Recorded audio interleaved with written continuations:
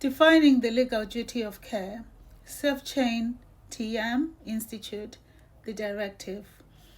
This is the implementation series. This is Silence Screams Loud Strength, Season 9, the directive. Standards, compliance, participation, integrity, and remedy.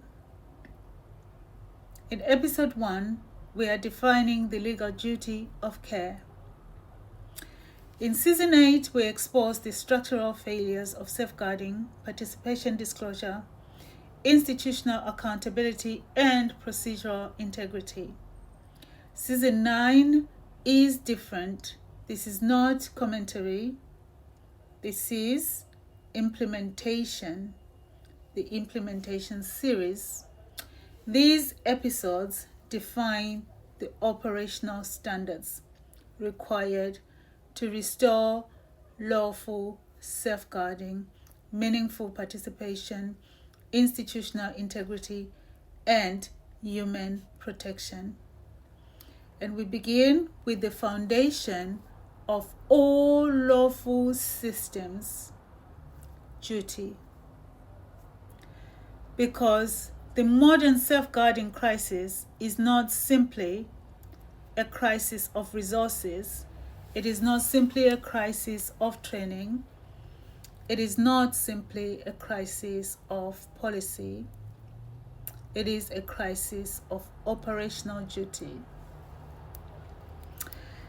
Institutes increasingly speak the language of safeguarding while failing to operationalize the legal obligation safeguarding actually requires. The result is a dangerous illusion.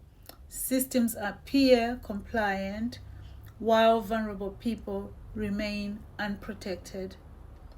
That distinction matters because the law does not ask whether an institute sounded compassionate. The law asks whether the institute discharged its duty. Self-Chain's position is clear. Safeguarding is not a public relations exercise. It is a legal, procedural, operational, and human obligation. And where that obligation exists, failure carries consequences. One of the greatest institutional distortions of the modern era is the confusion between policy and law. Policy is guidance. Law is obligation. Policy may recommend. Law compels. Policy can change internally. Law creates enforceable duty.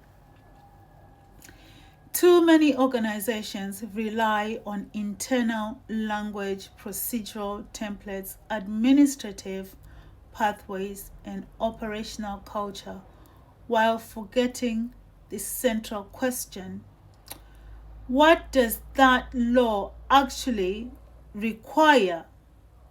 Because once the legal duty is identified, discretion narrows. And that is precisely why institutional systems often retreat into procedural ambiguity. Ambiguity protects systems. Clarity protects people. This episode, therefore, defines the legal architecture professionals are required to operate within when safeguarding vulnerable individuals. Not aspirational, no, operational. The legal duty of care does not emerge from statute alone. It emerges from the intersection of human rights, safeguarding legislation, equality obligations, public law principles, procedural fairness, professional regulations, and institutional accountability. The first foundation of the Human Rights Act 1998, Article 6, protects the right to a fair hearing. Article 8 protects private and family life, dignity, autonomy, identity, and the integrity of the home. Article 14 protects against discriminatory treatment in the application of rights. Protocol 1, Article 1 protects peaceful enjoyment of possessions. These are not symbolic principles. These are operational duties. A person cannot meaningfully exercise Article 6 rights if trauma, coercion, poverty, disability, fear, and procedural complexity or institutional conduct prevents them from participating effectively. A person cannot meaningfully exercise Article 8 rights if safeguarding systems expose them to ongoing abuse, unsafe housing, surveillance, intimidation, or institutional disregard. A person cannot meaningfully access justice where equality exists formally but not operationally. This is why participation matters, not theoretically. No, participation needs to be participation, meaningful participation. The Family Procedure Rules recognizes this directly. Part A and Practice Direction 3AA require the court to consider vulnerability and participation impairment. The rules recognize that the quality of evidence can be diminished by fear, trauma, abuse, coercive control, intimidation, or mental health distress. That means the system already understands something critically important here. A vulnerable person may appear less credible precisely because they have been harmed. That is not a weakness in the victim. It is a safeguarding issue that needs addressing. And where safeguarding issues are identified, institutes acquire obligations. So where safeguarding issues are identified, institutes acquire obligations, not suggestions, obligations. The Domestic Abuse Act 2021 further transformed the legal landscape by recognizing domestic abuse as more than physical violence. The law now explicitly recognizes coercive control, emotional abuse, psychological abuse, economic abuse, treatment, threatening behavior, and the controlling conduct. This matters enormously because institutes historically assessed harm through visible injury alone. Self-chain TM rejects that limitation. Control itself is harm. Economic dependence can be harm. Isolation can be harm. Procedural exhaustion can become harm. Housing insecurity can become harm. Institutional disbelief can become harm. And where institutes ignore these realities, they risk operationally reinforcing abuse rather than safeguarding against it. The Equality Act 2010 adds another layer of duty. Public authorities must comply with the public sector equality duty under Section 149. That means they must actively consider how their decisions affect vulnerable individuals, including those impacted by trauma, disability, mental distress, race, sex, or other protected characteristics. Equality is not achieved merely by applying the same process to everyone, because identical treatment inside an equal condition produces an equal outcome or outcomes. That is why procedural neutrality alone is insufficient.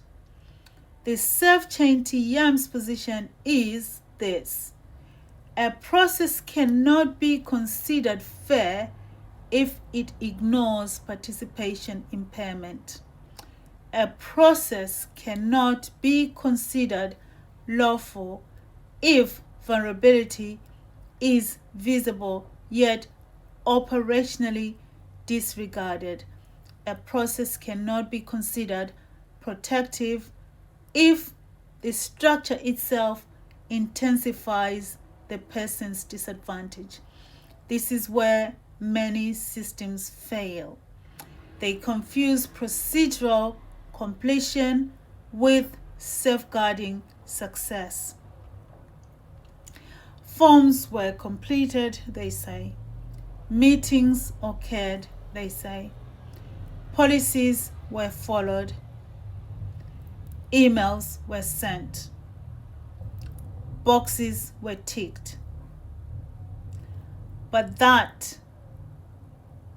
the person still remained unsafe. The person remained unheard. The person remained excluded. The person remained economically trapped.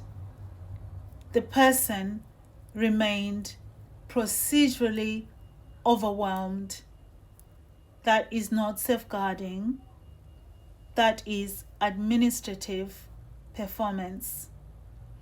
And administrative performance without human protection is operational failure. The Care Act 2014 further reinforces the safeguarding duty through Section 42 obligations. Where an adult has care and support needs, is experiencing or at risk of abuse or neglect, and cannot protect themselves, the authority must make safeguarding inquiries, not may, must. That distinction is critical. They must. Because safeguarding cannot operate through institutional convenience. The question is not, would intervention be difficult? The question is, does the legal threshold exist? If it does, duty activates. This is why Self-Chain repeatedly emphasizes operational integrity. A lawful safeguarding system must be capable of recognizing vulnerability, preserving participation, protecting evidence, reducing procedural disadvantage, identifying coercive control, escalating risk appropriately, recording concerns actively, and preventing institutional fragmentation. Because fragmentation itself becomes dangerous. Why? When housing does not speak to safeguarding, when safeguarding does not speak to legal services, when legal services do not speak to healthcare, when healthcare does not speak to the court, and when each institute operates in isolation, the vulnerable person becomes the carrier of the burden. The burden is they become responsible for stitching together their own protection while already traumatized. That is not a safeguarding framework. It is a systematic abandonment. The self-chain TM model, therefore, introduces a different principle, single truth architecture. A safeguarding system must reduce evidential discontinuity, not create it. The person should not have to repeatedly relieve trauma because institutes refuse interoperability. They should not have to restart, disclose every time a new department becomes involved. They should not have to prove vulnerability repeatedly to systems already in possession of evidence. That is operational inefficiency. But more importantly, it is human harm. Duty, therefore, extends beyond reaction. Duty includes design. An institute cannot claim to be safeguarding while operating structures that systematically exhaust participation, suppress disclosures, create confusion, prolong instability, or reward procedural aggression. That cannot be the safeguarding protocols. That is why governance matters. The legal duty of care is not fulfilled merely because no one intended harm or intended to harm the victim. Negligence does not require malice. Institutional failure does not require conspiracy. Sometimes systems become dangerous because they prioritize process over protection for too long. And once that culture embeds itself operationally, vulnerability and vulnerable people begin disappearing inside the procedure. This is why self-chain distinguishes between procedural functionality and safeguarding integrity. A process can function administratively while failing humanely. A system can appear orderly while producing injustice. A hearing can occur while participation remains unequal. A safeguarding referral can be logged while no meaningful protection follows. A homeless assessment can be completed while the person remains unsafe. A disclosure process can occur while assets remain concealed. The existence of process is not proof of integrity. The test is outcome. Did the system preserve dignity? Did the system preserve participation? Did the system preserve safety? Did the system reduce vulnerability? Did the system identify coercive control? Did the system prevent procedural exploitation? Did the system protect rights operationally, not symbolically? That is the legal standard institutes increasingly fail to measure themselves against. And that is why this season exists, because operational safeguarding requires more than awareness. It requires enforceable standards.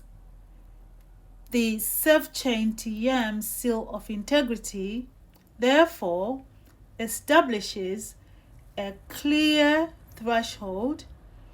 An institute must be capable of demonstrating that its operational systems identify vulnerability, preserve participation, prevent evidential fragmentation, recognizes trauma, and reduces procedural inequality.